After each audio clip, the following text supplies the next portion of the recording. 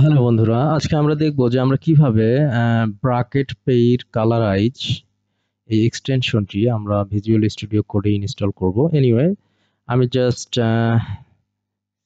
Setting থেকে এক্সটেনশনে যাচ্ছি, দেন bracket পেইর colourise এটা লিখলাম। উম, এটা মূলত তো এটা দিয়ে বেসিক্যালি কি করা যাবে, এটা আমরা এখান থেকে ইনস্টল করব। Install anyway. তো এটা ক্রিস্টমাসের জন্য মেবি ওদের কিছু দিন বন্ধ আছে, আবার খুলবে। তো এটা সাধারণত যেই ব্র্যাকেটটা এখান থেকে শুরু হয়েছে এখানে শেষ হয়েছে, অর্থাৎ কালারের সাহায্যে আমি ম্যাচ করে এবং আইডেন্টিফাই করতে পারতেছি কোথায় শুরু হলো কোথায় শেষ হলো। এই ব্র্যাকেটটা এখানে শুরু হয়েছে, এখানে শেষ হলো।